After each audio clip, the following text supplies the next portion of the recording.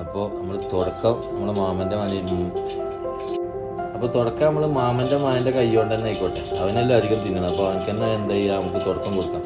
അങ്ങനെ അവൻ sunflower ഒഴിക്കുകയാണ്. Sunflower ഒഴിച്ച് പിന്നെ നമ്മൾ ആൾറെഡി അസീൽ ഇതിൽ ചേർത്തിട്ടുണ്ട്.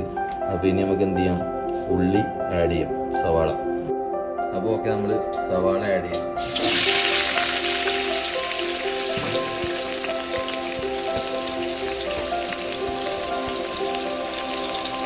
പിന്നെ നമ്മൾ കുറച്ച് ജീരകം, ഉള്ളി സവാള നന്നായിട്ട് എന്ത് ചെയ്യാം, വാട്ടാം. ഇതിലേക്ക് നമ്മൾ കുറച്ച് വേപ്പില, കുറച്ച് പച്ചമുളക് ആഡ് ചെയ്യും. ഓക്കെ, നമ്മൾ ഇവിടെ പൊടി ഉണ്ടാക്കുന്നത്, അതായത് ഗരം മസാല ഉപയോഗിക്കുന്നത് നമ്മൾ പുറത്തുനിന്ന് ഗരം മസാല വാങ്ങിക്കില്ല. നമ്മൾ എല്ലാ സാധനങ്ങളും വാങ്ങിച്ചിട്ട് നമ്മൾ തന്നെ പൊടിക്കുന്നു. ഗ്രാമ്പൂ, ഏലക്ക, പട്ട, ചെറിയ ജീരകം, വലിയ ജീരകം, കുരുമുളക്, പിന്നെ ബേ ലീഫ്, പിന്നെ ജാതിപത്രി, അങ്ങനെയുള്ള സാധനങ്ങളൊക്കെ കൂടി എടുത്തിട്ട് നമ്മൾ തന്നെ പൊടിച്ചിട്ടുണ്ടാക്കുന്ന മസാലയിലാണ് നമ്മൾ കുക്ക് ചെയ്യാറ്.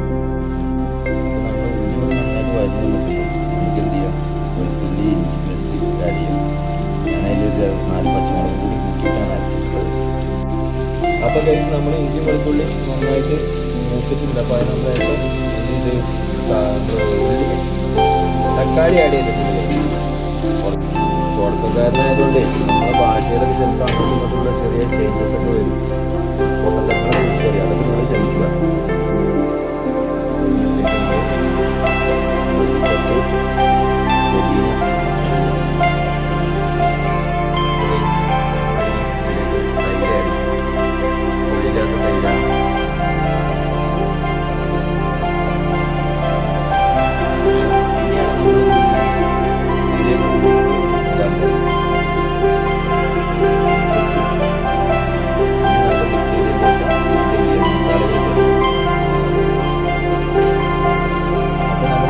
മട്ടൻ ആഡ് ചെയ്തു, ഇനി മസാല ആഡ് ചെയ്യാൻ പോകണം.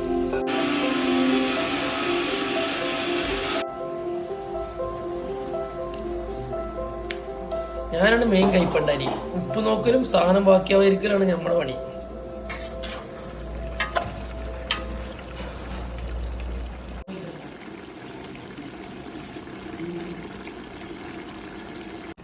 അപ്പോൾ ഓക്കെ, നമ്മൾ ഇനി ഇതിലേക്ക് മസാല ആഡ് ചെയ്യാൻ പോവാണ്.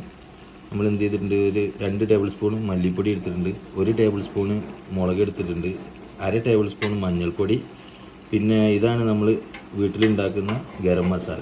ഓക്കെ, അപ്പോൾ അത് നമ്മൾ ഇതിലേക്ക് ആഡ് ചെയ്യും. കാര്യമായിട്ട് നമ്മൾ ഗരം മസാല മാത്രമാണ് ഇതിൽ യൂസ് ചെയ്യുന്നുള്ളൂ ആട് ബിരിയാണിയിൽ. ഇനി മസാല ഇട്ടിട്ട് നമ്മൾ എന്ത് ചെയ്യണം, നന്നായിട്ട് മിക്സ് ചെയ്യാം. നമ്മൾ ആട്ടിറച്ചി ആൾറെഡി നമ്മൾ കുക്കറിൽ ഇട്ടിട്ട് കുക്ക് ചെയ്തെടുത്താണ്. 5-6 വിസിലോളം അടിച്ചിട്ട് നമ്മൾ എടുത്തതാണ്. അതുകൊണ്ട് ഇതിൽ ആട് വേവാനൊന്നുമില്ല. ഇനി ജസ്റ്റ് ഈ മസാല ഇതുകൂടി ഒന്ന് മിക്സായി കഴിഞ്ഞാൽ നമുക്ക് ഇതിൻ്റെ മേലെ റൈസ് ഇടാം.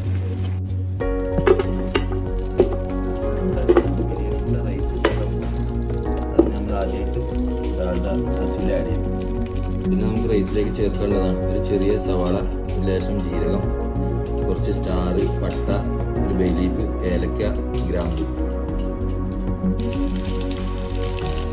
2 ഇല്ലി കറിവേപ്പില ഉണ്ടെങ്കിൽ കൊടുക്കണം, നല്ലതാണ്.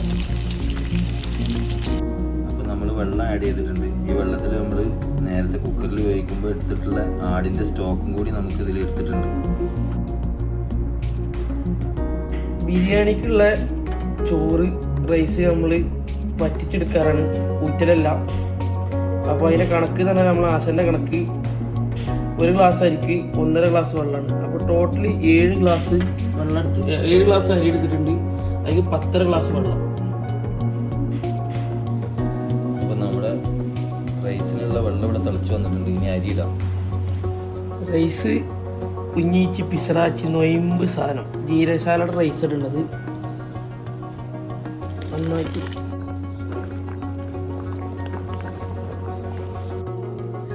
നമ്മൾ റൈസ് ഇവിടെ വറ്റി കിട്ടിയിട്ടുണ്ട്. ഇനി നമുക്ക് ദമ്മിടാം. അപ്പോൾ നമ്മൾ ദമ്മിടാൻ പോവാണ്.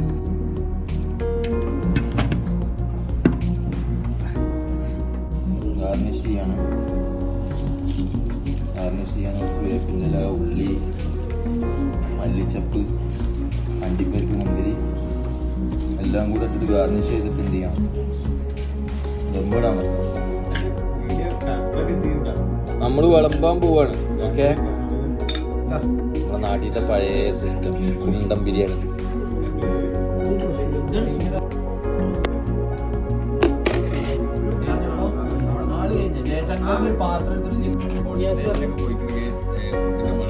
എങ്ങനെയുണ്ട് ഗ്യാസ് ഫുഡ്? സൂപ്പർ, അടിപൊളിയാ. നമ്മുടെ നാട്ടിലെ കല്യാണ ബിരിയാണി ഉണ്ടല്ലോ, അതിന്റെ ഒരു പഴയ ഒരു നാട്ടിലെ അതേ പറഞ്ഞ പോലെ നാട്ടിലത്തെ അതേ ബിരിയാണിയുടെ അതേ ഫ്ലേവർ.